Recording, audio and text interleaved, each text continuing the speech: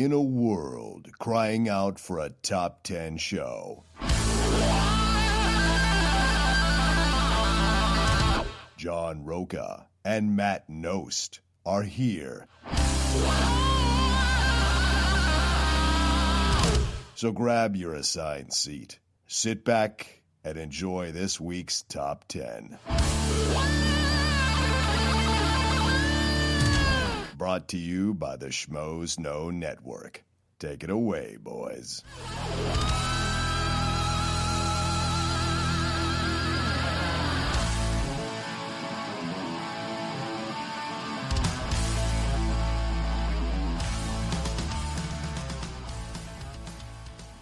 All right, welcome everybody to this week's Thunderdome. We had two really good choices this week. Oh yeah, wait. I'm John Roca. I'm Matt Nost. This is the Top 10 podcast. We had two really good choices this week. We had two. What was your vote? I really wanted Under Siege because Me too. Not a lot of people talk about Under Siege. I know once because I texted you. I was like, "Hey, what do you think about Point Break versus something this week?" And you were like, "Well, okay, what do you want it to match up against?" And you rattled off a bunch of competitors. And I was like, "Oh, Under Siege seems like a fair fight." Yeah, and it was not. It really wasn't. Yeah, no. As soon as you said Under Siege, I was like, I really hope Under Siege wins. I want to keep pitting that up against things until Under Siege finally gets its due. Agreed. We should put it up against Kickboxer next time and see what happens. It's so good. I don't know. The Van Damme love could easily come out. You're right. That's a good love. It depends on which Van Damme I guess you put it up. We've had this discussion before about Van Damme versus Under Siege. Well, it's interesting because a lot of people initially, Under Siege was kind of winning right out of the gate. And then Point Break people went insane right there in the middle voting. And then near the end, as I was checking last night a little bit and this morning, like people were like, Under Siege was coming up the rear, but it was way too late. Yeah, I was trying to at that point, but last I counted, it was 2-1. Yeah. So it was, I started off and you see all the Under Siege and you're like, this could do it. And then once I got to, the initial tally and was like, it's down by so much at this point that the votes that came in, I think the last 12 hours were utterly irrelevant. Yeah. They just had no chance of catching up. And you're like, all right, Point Break it is. Point Break had its third string in, and Under Siege was still playing all its starters. It still didn't matter. It didn't matter. It didn't matter at the all. game was done. It was over. Exactly. The bench is all dancing around anytime the third string does anything. Yeah. Which I don't understand from an NBA perspective. How do you not go over and sucker punch guys for showboating and celebrating and be like, fuck off, you're already up by 25. Yeah. It's kind of easier to do that. It is. You're not stressed out. There's one team in particular I'm thinking about that it's just like, you know what, guys, it's a little excessive. You think Golden State? No. Who are you thinking of? I think the Cavs. What? You just think they go nuts? They're the best at front running. They front run better than every other team. So when they're up, they're all giddy and happy as can be. And then once they get even or go down, they're all bitter and salty with each other. They're looking around. Yeah, they're just shitty. And you're staring at the court. Whereas Golden State, they may celebrate, but they always believe they're in it. Right. Their demeanor doesn't change. Just like, guys, we can keep this going. There's positive, energy all throughout it. Yeah.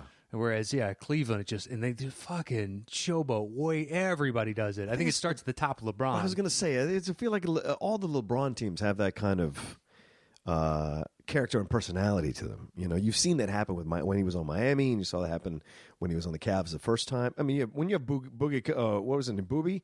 What was his name? Booby getting all nuts about stuff? That guy that was a shooter for them. I forget what his name is.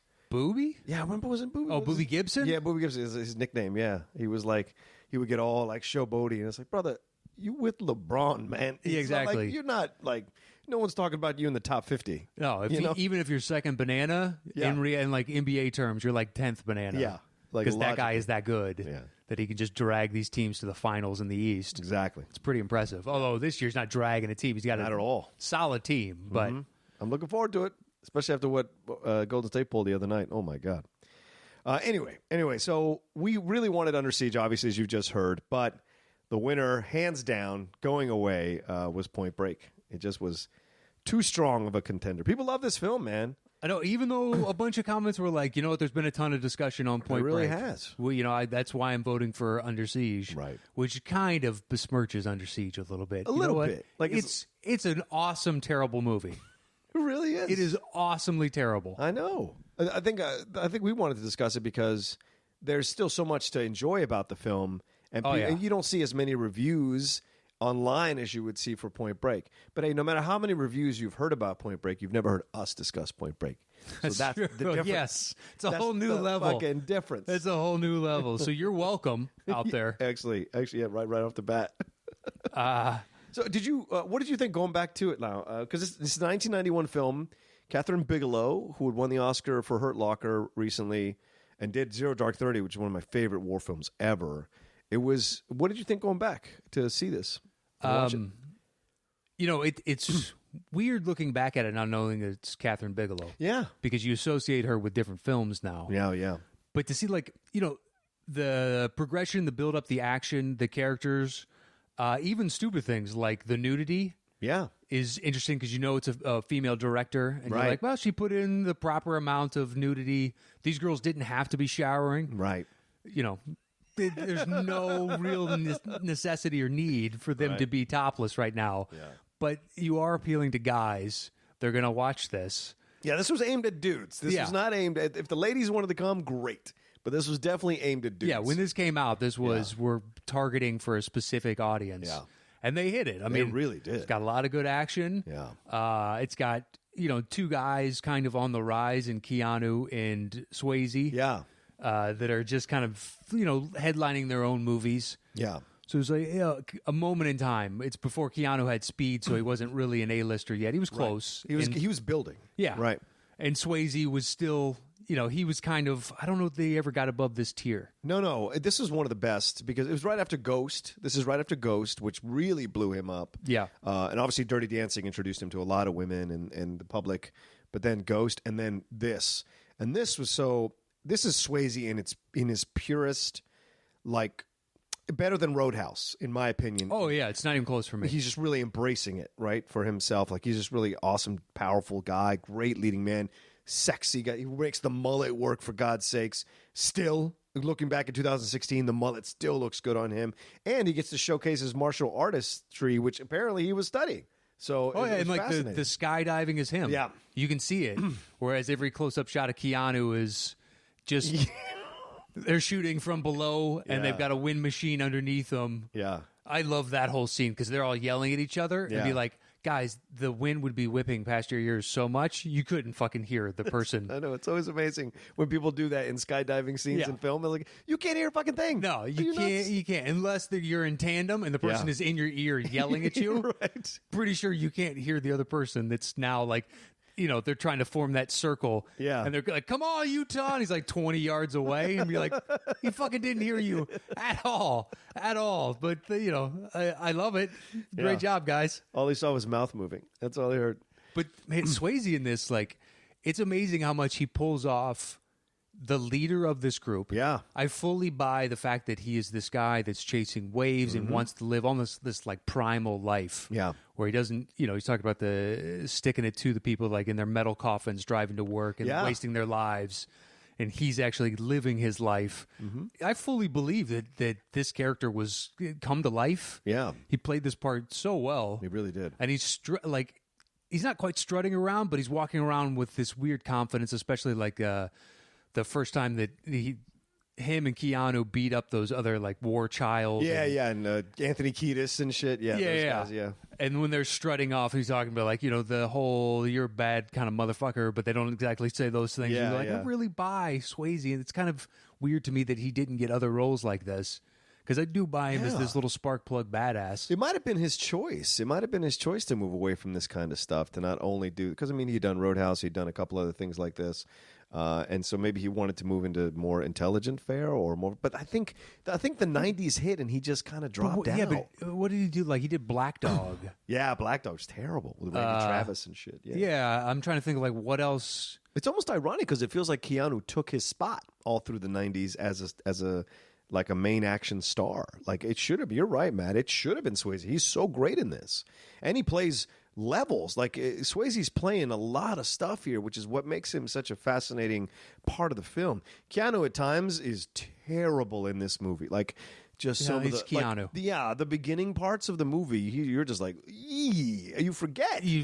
you forget how Keanu used to be, and he's great now. I love him in John Wick, but back you're watching the first few scenes with him and Gary Busey, and he's like, everything's like really overstated, and and you're just like, oh shit, man, oh shit, Well, I forgot the first scene when he walks into the FBI office, and his boss is like, basically, I don't give a shit where you're from. Yeah. He's like, or what you've done in the past. And meanwhile, he's top 2% from Quantico. Right. He's he's this badass former college athlete. Right. Quarterback, yeah. Yeah, from Ohio State, who beat USC out of here at the Rose Bowl. That's right. And I don't know what, because I'm guessing it was just, wasn't for a national championship or anything like that. But it was still the Rose Bowl. Right. So this huge, game that everybody out here paid attention to. Right. More than likely. And that whole scene where the boss turns to him, he's like, hey, listen, we don't smoke here, we don't drink, we eat well, yada, yada, yada. And then some donuts go past. He's like, I love these things. Yes. And you're like, okay. You just told him that you leave this healthy lifestyle and all this, and then you grab the first crawler that goes past your fucking your mouth. Is that Boston cream? Oh, I love these things. But I love that later on when his boss shows up in Utah, had to help with the robbery. Yeah. And he's yelling at him. He's like, that's why I put you two dipshits together kind of thing. And you're like, what? That doesn't make any sense. So from the day he showed up, you pit him with Gary Busey. But once again, this guy finished top 2% at Quantico. Right. Was a stud college athlete. As far as the FBI goes, he's a rock star. Yeah. You do not think of him as a dipshit when he walks through the door. Right. So the idea that you put them together because you knew, it's utter horseshit. Well, it's a great point, man. I was comparing this to like Fast and Furious, the first Fast and Furious. That makes more sense for Paul Walker. Like, Paul Walker wasn't coming in as some star quarterback, top 2% of Quantico, nothing. He's a street guy they used to get into this situation, and it works, right? With Utah, you get presented this bag of goods, and then when the fact he has to learn to surf, he has to do all these kinds of things. It's interesting to explore that with him as he's going through the process. And then you keep coming back and touching base with John McGinley. That's the guy who plays their boss, nutty John McGinley. He's always awesome through the 90s, playing these kind of weird off kind of characters. And so when he's like, oh yeah, I put you guys, you're just like, what? What? Why? Yeah. Why would you'd put him with your best? Because he warrants the best. Well, Washington is checking in to see how Johnny Utah is doing. Yeah. Because this guy could have political aspirations. This guy could be huge for us. He could take his job even if he's not going to go into politics. Easily. Take his job, yeah. A guy that was almost like he was threatening making the NFL had he not gotten hurt. Yep.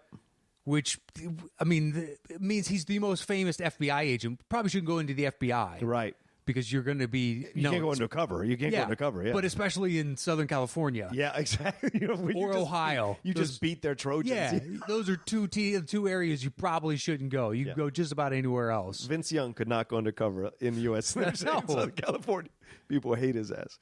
No, this is a great point. And it's fun to watch because like him and Gary Busey have this weirdly interesting chemistry that totally works. Yeah. This is Busey before he goes nuts. Before he got in that car accident or motorcycle accident or whatever that screwed his brain up. Yeah, exactly. All that stuff.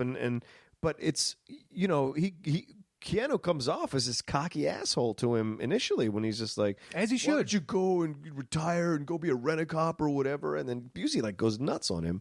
And then they build this chemistry from working together, and he actually, it's I wouldn't say father-son. I would definitely say uncle-nephew. It feels like that. Okay. Not quite father-son because Keanu is it's kind of a jerk off to him, and then Gary Busey has this like real temperamental approach to things, and then they have those weird moments when they're doing the surfing simulation in the office when they get all excited. You're just like, okay, all right, it's a little weird, but okay. But then as the film progresses, you really see how he's a good source of keeping Keanu focused on what he's supposed to be doing.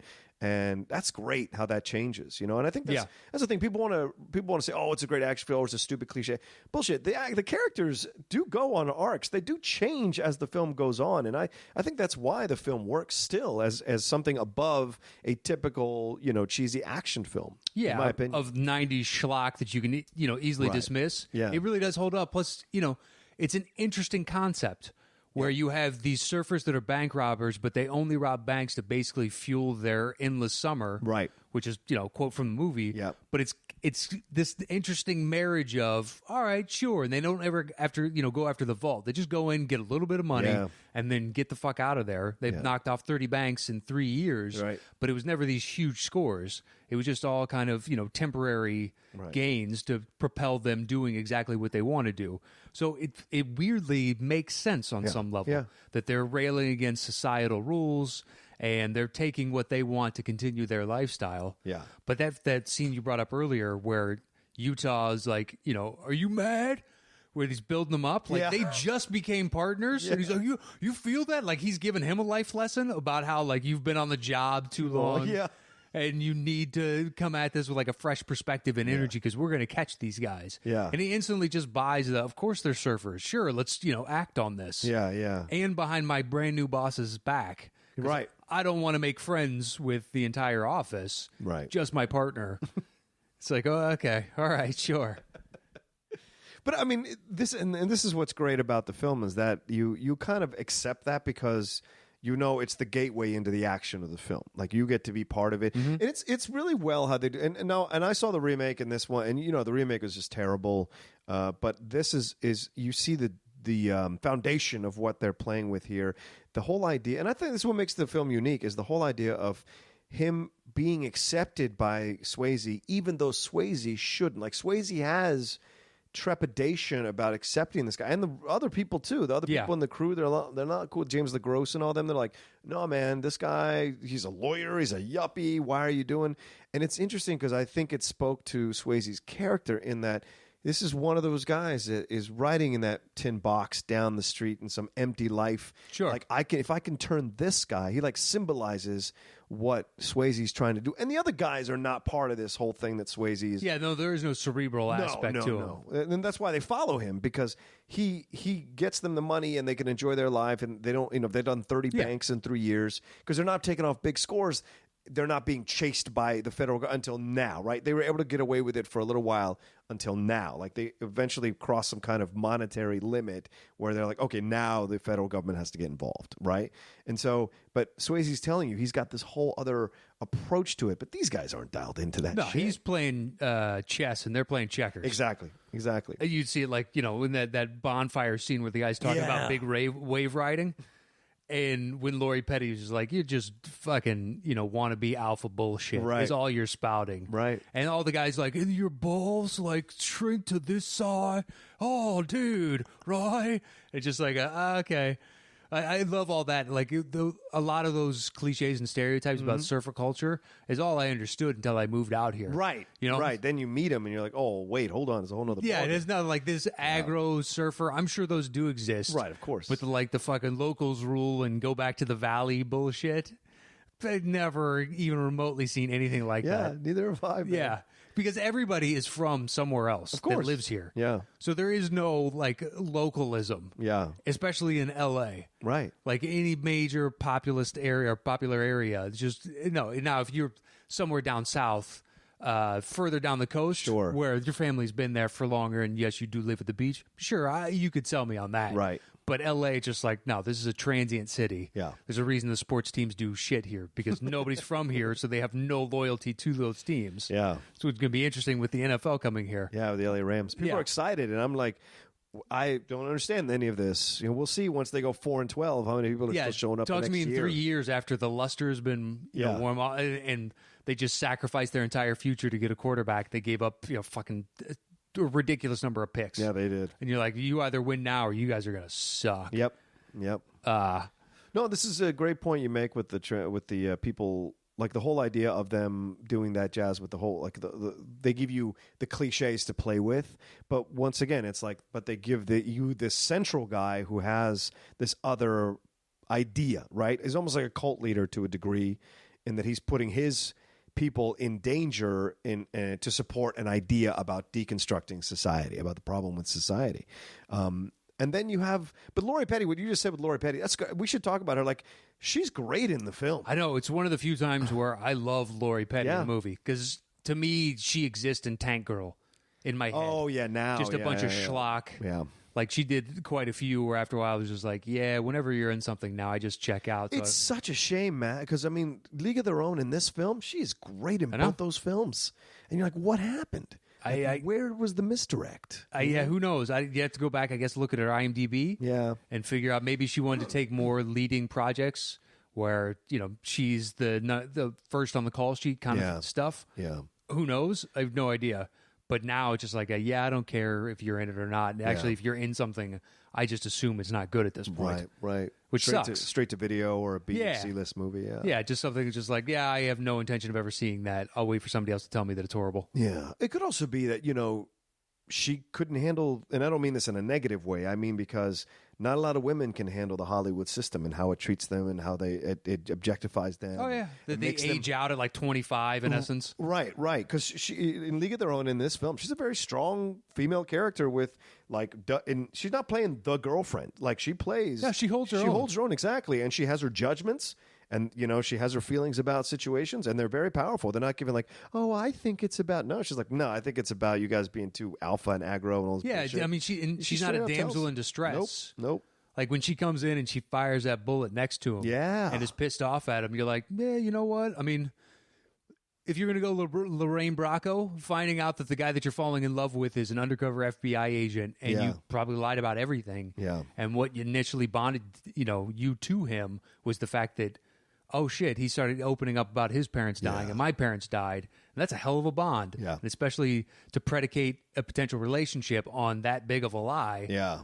I can imagine a lot of people will be unhinged by that. Right. I mean, I don't know about firing a gun next to somebody's head, but at the same time, given the culture where they exist, does not seem out of bounds. And they're young. Yeah. So they have that kind of like everything is real fucking important. Yeah, they're still stupid. Yeah. Yeah, they think they're going to invincible and going to live forever and just enjoy that until you hit like 30, 32. Right. Your body starts falling apart and it only gets worse. I think Johnny Utah nowadays would be like walking around with a cane because this whole movie he has leg injuries all through the movie, and obviously he got injured before he became an FBI agent. So you've got this guy's body's breaking down is what I'm trying to tell you. When he blows his knee out on the cart in the run chase and the chase, the foot chase. When he goes down, they drop into the LA River. Yeah. Because I had forgotten. I was waiting for that scene. I was like, I want to see how far that drop was. Yeah. And he slides and actually lets himself down. Like he grabs with his hands and lets himself down. So he falls 2 feet. Yeah, it's really 2 feet. I mean, it's like an 8-foot drop, but he extends his full arms and drops about 2 feet. And blows his knee out. Which apparently they reconstructed his tendons with porcelain because it's a 2-foot fucking drop. I would assume the FBI would have put him through some sort of rigorous training where he could fall 2 feet and still be a functioning, member of a team. Yeah. I just seeing that and you're like, oh, I was expecting to be like a 10-foot, 15-foot drop or something. No, right, because Swayze does that. Swayze jumps down, slides, and then just jumps and lands, and you're like, oh, you see that, and you're like, yeah, I've jumped that far. Yeah. He gets down like a child, like climbing over the edge for the first time, and hands holding the edge and then dropping, but ironically, it's some of the best acting he does in the movie because you really believe it. Yeah, like he is so well at playing being hurt. It gives you a great insight into the bond that they have. Yes, true. When Swayze is at the fence looking back at him, and he's got him in his sights. Keanu does, and he just can't fire. Nope. And then he fires a full clip into the air, and you're like, all right, dude. Maybe if you're a cop, you do that. But as an FBI agent, you're supposed to be smarter, knowing those bullets will fall back to Earth somewhere. So now you've just created little missile projectiles. Yeah, all around. All over, yeah, exactly. And you're just in a housing area. Now, hopefully they all fall in that LA River basin. Yeah, no wind takes them someplace exactly. else, right? Yeah. But I don't think you fire that straight perfectly into the air. Yeah. So that's landing on somebody's lawn, house, something. Right. Plus, you gotta, what is the word? You gotta qualify those bullets. You gotta talk about why you shot. Like you got to make it marked out. When you turn in your weapon, they count how many bullets you have left, and they go, "Where are the bullets?" Like what was the? And they have to you have to legitimize using shooting the gun. Yeah. So all of that's involved as well. Pray they don't go back do ballistic to see that you didn't shoot at him. Yeah, because there's no the concrete isn't pockmarked. With bullets. Yeah. What's great about this film too is they change each other. Like that's what's always works with a partnership is you see how one changes the other. Like Keanu starts to understand where Swayze is coming from and why he's doing what he's doing. And then Swayze understands that he can only go so long doing this, right? And even when he uncovers that Keanu is an FBI undercover agent, he takes him on that heist. He pushes the limits by going into the vault, right? And all of that jazz. He knows this is his last score. Right, exactly. And so he's like, fuck it, I'm going to put my balls on the line, which is his personality, right? Which is why at the end he rides that wave. He has to go farther. He has to go as far as possible. And to me, it undercuts everything that he supposedly was standing for. This whole idea of destroying the idea of like society and, you know, being part of the consumer society. As when he goes in the vault, that's the end of all that. Yeah. Like, it's him really becoming just a common criminal. Well, so, you know, when Keanu yells at him while he's doing that, it's like, what, you know, basically, what are you doing? Yeah. You have an MO. Yeah. Why are you violating this? Because it's only going to invite disaster, Right. which it does. Right. As soon as the time, you know, had they not gone into the vault, the cop wouldn't have had the time to muster up the courage to be like, hey, listen, I need you to back me up. We're about to make a move here. Right. Fucking, you know, 2-3 people die for no fucking reason. Right. I mean, he's a cop killer. I love the scene. So earlier we brought it up with the bonfire when they're talking about, you know, big wave riding and whatnot. And the one guy's talking about that. He's like, fuck, man, you know, I'm not even going to make it to 30. And everybody's like, oh, yeah. And you're looking at all these actors and you're like, dude, half these guys are 35. Half these guys. I mean, Swayze in this has to be 35. He's absolutely over 30. And there's another dude who has a couple lines, but he's got facial hair. He's the only guy that skydives with just shades on. Yeah. Everybody else, but he's like, you're clearly in your mid to late 30s. I love that because the kid that says it is in his 20s. Yeah. Without a doubt. You can tell. He's the youngest of the cast. Is he the one that gets killed in the bank at the end? Yeah. It's just I love that. I hadn't noticed that before. It's just like, I'm not going to make 30. Everybody's like, fuck yeah. And you're like, I don't know how accurate that is. There's so many fun little moments in the film. I mean, when the naked woman beats the shit out of Keanu, and when Swayze throws the dog at Keanu, and Keanu kicks the dog, and you hear that. Yeah, it was a pit bull, too. Pit bull, dude. He's dead. He is absolutely not going to be able to kick Swayze just picks up a pit bull? Yeah. The pit bull's just okay with that. It's a stranger pit bull. Like, they don't know each other. So the pit bull, and he just throws it at him. Yeah. And Keanu kicks it. Just grabs it, deflects, and kicks. All in one motion. That dog is... And there's no way that dog's not chasing you out the fucking... Wherever the fuck you're going now. Yeah, exactly. If you kick that thing, it's going to chase you like crazy. Did so much damage to you. It's not even funny. Yeah, dude, for me, it was so much fun to go back and enjoy the scenes because the action scenes still hold up. And the really awesome scenes of the surfing and the skydiving stuff, especially, dude, nothing beats the moment where Keanu, with no parachute, goes, all right, and then jumps out the plane with the gun in hand to go after Swayze, who's in the parachute. I was like, this is insane. I'd forgotten about that moment completely. And rewatching, I'm like, this is insane. This is one case. It's one case. I love the first skydiving. So, yeah. I think Swayze pulled his chute with about 50 yards before he hits the water, which is called death. Because if you're hitting placid water, which is what it looked like, that is the equivalent of concrete at the speed that he is traveling. And because there's those things called the halo jumps that like Navy SEALs or whatnot do, where you wait until the last second to pull the chute because you don't come up on radar that way. But they don't do it that close. No. And there's a special way that you have to go in, like you try and make yourself a pencil or something. Yeah. So you break, the surface of the water, and it's just watching. And I was like, dude, you're dead. You're so dead. Utah's gotten it close, having never jumped before. Yeah. To pull it at they're calling it 1,000 feet, but then they wait because Keanu's like, no, after you. And you're like, dude, you should really pull your chute, considering you've never fucking done this. And 3 of the other dudes just did it 500 to 1,000 feet above you. Yeah. You need to slow your descent pretty quickly, and you got bad knees. Yeah. So you might want to take this all into account. I just remember watching the movie when I guess I was 21 or 20 when the movie came out, and I remember watching going, yeah, because you're young at that age. You totally relate. You're like, fuck yeah, jump out the plane with no parachute. I'm older now watching, I'm like, what are you idiots doing? Like, what is wrong with you guys? But that's how you feel when you're that young. You're like, you're indestructible, like you said earlier, man. Like, it's just, you feel like you can do whatever, and that's what the joy of the film is. It captures that moment in time for all the actors, but really that kind of idea. that you can do this kind of thing and push the boundary. Oh, yeah. And so that when we get to and it's great, the skydiving stuff, the initial one where they're all doing like little movements and dances, and Swayze's holding his legs. He jumps out, exactly. He jumps out and goes into instantly like a ballet type move, and you're like, way to show off those dancing chops, buddy. Yeah, I know. That's the first thing I thought of, and it's like, we get it. You're a dancer. Yeah, you can't let it go. Exactly. You're graceful even in the air. Congratulations. But I really love the ending, man. I think the ending is a perfect ending for this film. It really is. It's he gets away, and Johnny Utah has to deal with like what the ramifications of that was. All this time trying to catch this guy, and it was his fault that he got away, and he still couldn't bring himself to bring him in, and then shows up. He knows exactly where he's going to be. Heard about that wave. It's raining, which I think is awesome. So it adds to the danger of it all. Well, Mears, it opens with Keanu, and he's being rained on in that gun range. That's right. Yeah, to close with that. But it's such a great... It gives a great finality to it, where you can see these two guys, they're still friends, but they're adversaries. Yeah. And it is very much... Keanu knows that he needs to do this, and he also knows that wave's probably going to kill him. Yeah. So why not just let him kill himself, right, doing what he loves, even though this guy wrought quite a bit of destruction. Yeah. It's kind of a weird, I don't know why we're allowing him this. Yeah. But in the context of these two characters and the friendship that they have, it makes sense. Yeah, it makes perfect sense. Totally. In regular society, it doesn't. You'd be like, what do you fucking do? How's this guy still... How does he have any authority at this point? That's what I don't understand. It's like he shows up in Australia, and he's got their...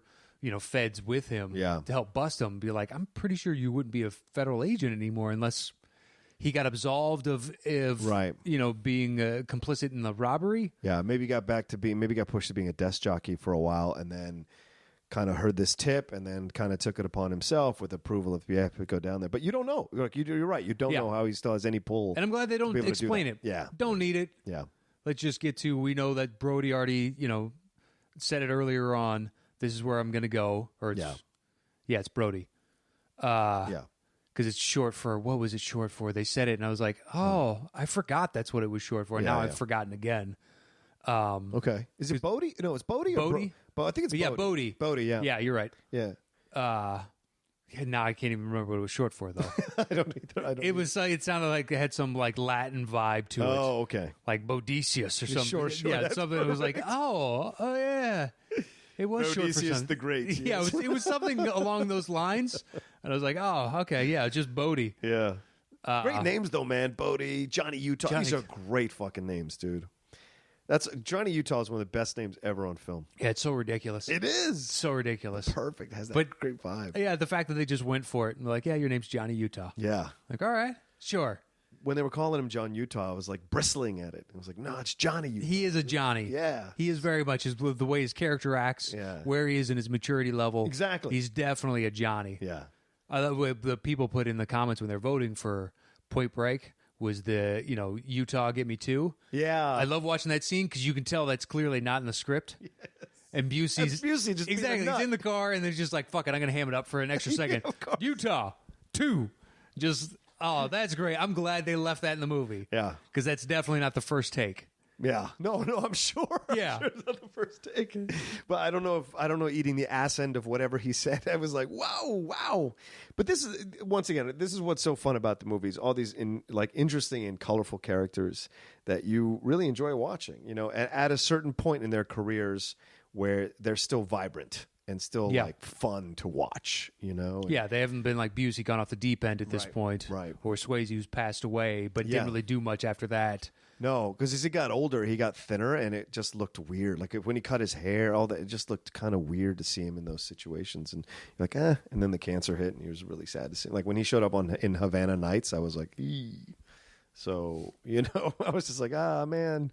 There was a time. But this is a great point you bring up, Matt. Like, how did he not go into films? Because it's weird, because between that and Ghost... Yeah, because Bruckheimer was like... There's no reason Bruckheimer couldn't have used him in a number of films. Yeah, and, if Cameron is EPing on this, it's not like Cameron doesn't go off and do a bunch of other things that could have used someone like this. I don't know. Maybe he just got stamped with, like, the Roadhouse-esque kind of stigma. Yeah. And that's what he was fated to play. I'm not entirely sure. It's interesting. He's an interesting cat. A lot of people like him for that reason. He's not a typical Hollywood star. He had, he had his shots, but then he was successful in so many different, genres. I mean, you have the romantic comedy with Ghost, you have the teenage thing with Dirty Dancing, and then you have some action stuff like Roadhouse, and then something like this, which is, you could say, is top 15, top 20, maybe even top 10 action films ever made. It's such a fun film to go back and explore. So I'm glad. Now that we've talked about it, I'm kind of glad we got to kick it around. But at the same time, Under Siege. It's such a great. It really is. Casey Ryback's on that boat. Like, what? Oh, it's great. I've never seen Under Siege 2. Yeah. But I just know it through a buddy of mine now. He's made fun of it for so long, and I've known him so long that I can make fun of it with him. Yeah. Just because now I know all the absurd parts of it so well. Yeah. That I can just jump right on board and be like, Casey Ryback's on that train? We're okay. You're like, oh, this is great. I don't even need to see it. Yeah. Katherine Heigl. Yeah. She's the young daughter? She's the daughter, the young girl? Yeah, and then Morris Chestnut. Yeah, but it's an interesting combination. It's a terrible combination for a sequel, but the first one is a movie that shouldn't make sense, and somehow it works. it's the best of the Seagulls. Period. Oh, yeah. Period. By It's my miles. favorite. Yeah. Not even close. Tommy Lee Jones is so fantastic in that movie. Yeah, just hamming the shit up. Oh yeah. Every scene. What did you think? One last question, man. I know we got to wrap it up, but like, what did you think of? Did you think there was going to be a sequel? Like, do you remember thinking there should be a sequel to Point Break that he might have lived? I don't remember having an opinion as to whether or not at the time. So I would say not then. I think it works because it didn't. I think the film is so fantastic because it didn't. I don't know how you do it. So you follow, Brody. He survives. Or Bodie, rather. Yeah, he survives, and then it's like years later, he hears a tip, and so he goes after him again, and maybe they work together to take someone else down. That would be the more logical thing. Yeah, but then I don't know how, as an FBI or former FBI agent, you set aside the fact that Bodie has killed or been complicit in killing a cop, certainly a cop at least. Yeah. But numerous people have died because of his will and his want. Exactly. You know what I was surprised by? Love the scene where he goes pyro at the gas station. Oh, yeah. Whoa. How have we never seen that again? Yeah. Probably because somebody died, I would imagine. Oh, somebody died in that scene? I don't know, but because it's so... I think your point is a very good point. Like, why haven't we seen that again? And to me, immediately, I'm like, yeah, because that looks dangerous as shit. Well, yeah, but it's a set, so there's no other, that's a flamethrower disguised as a gas pump. Yeah. So there's no real gas around this. It's probably a condemned station that they were going to tear down anyway. Right. So they're just going to do it for this set, and basically the movie's going to pay to blow it up for you. Yeah. I also ended up watching that, and I was like, shouldn't that have been President Carter, because of the oil embargo? That was my first thought of, like, of course it's Swayze because he is the lead, but I was like, should it have been Carter? Should it makes it'd have been a more fun scene for me as a viewer. Reagan was always more proactive with the attacks and stuff. He was more of a military guy. But at the same time. But you make a great point. I'm just saying. It's just one of those of, like, you have these 4 ex-presidents. Yeah. The one that has the biggest oil tie-in, it's clearly Carter. That's right. Shouldn't he be the one? But it's great seeing it, like seeing it. Other movies have technically come close, like in Lethal Weapon with the guy that's got the propane tank or whatever, the flamethrower tank, whatnot, and he takes out a gas station. There have been versions of that, but nobody's just gone Zippo, and now I have instant flamethrower. And you're like, that is a great scene. Yeah. How have I never seen that again? I imagine because some scientist people came out and were like, you know what happened if you do that? The fire would go right back into the hose and blow the tank up. Yeah. I mean, even DeGrasse Tyson came out about gravity and was like, well, none of that could have actually happened in the space and blah, blah, blah. Yeah, but that's also because it's hitting him in his specific wheelhouse. Yeah, true. It's like... he's done that before, like with Titanic. He said, I think it was the Starscape wasn't correct. So Cameron went back and actually changed it to... Did he really? I believe so. Wow. Went back and changed it to, okay, here's what the stars would have looked like on that night. Right. Oh, that's funny. But that's the attention to detail, but it's also very specific. Maybe in this, or maybe one of the Mythbusters guys would have chimed in. Or maybe Bill Nye, the science guy. Sure. He was like, this is bullshit. This can't be real. But at the same time, if that's what you're going to... gravity's then trying don't do anything. Gravity's trying to set its sights on being, real, hyper realistic. Yeah. Whereas Point Break is just fun. Yeah. So that's like trying to dissect the, Fast and the Furious. You're right. Oh, I mean, you could do it, but at the same time, it's just like it's an exercise in futility. Yeah. Just it does every movie. You can do this 10 times over. As soon as that last one, when the car went between 2 buildings, I was like, "Yep, I'm out." I saw that in the trailer, and I was like, "Nah." Nope. After the one in Brazil where they're pulling the safe. Yeah, the safe. I'm like, get the fuck out of here. No, do you know what I mean? Never going to happen. Nothing. 40 life jail terms. There's no way. But even like if the realism of that scene is just null and void. Yeah, absolutely. The whole thing makes no fucking sense. So it's just pure popcorn entertainment. Yeah, this is so crazy for me. I know we got to wrap up, but I still go to see every single one of these stupid Fast and Furious movies in the theaters. I do. And the whole time, I think it's going to be better than it actually is, and it never is. And I always have a struggle with my conscience as I watch this going, none of this is possible. None of this is possible. Oh, yeah. And I'm not even enjoying how impossible it is. Whereas with Point Break, it was fun to enjoy how impossible some of this shit is. Yeah, it's fun. It's done well. Yeah, it's so much fun. And Bigelow, shit, man, great director for doing this. So great. I got a buddy that goes to the Fast and Furious now. He's done it for the past like 2 or 3. Yeah. And when anything like that happens, to just go, damn, and just do that for everything that is so over the top. Because other people are getting into it, so it's just his commentary. He's like, I paid my money. I get to comment. Exactly. This is me heckling, but people think I'm enjoying. And you're like, all right, that's fine. So, that's hilarious. You're not detracting from anybody else's fun. It's your own version of fun. Awesome. Well, thanks guys for voting, because this was actually, as you could tell, we had a lot of fun talking about this. Yeah, it's a great movie. And hopefully Under Siege will win at some point. But let us know what you think. Comment on YouTube or on iTunes about this particular Thunderdome, and follow us at Top 10 Show on Twitter, at Top 10 Podcast on Instagram. Follow Matt at Matt Nost. Follow me at The Roca Says. If you want to email the show, it's Top 10 Podcast all spelled out at Gmail. So it's Top 10 Podcast at Gmail. Awesome. All right. Thanks for listening, everybody.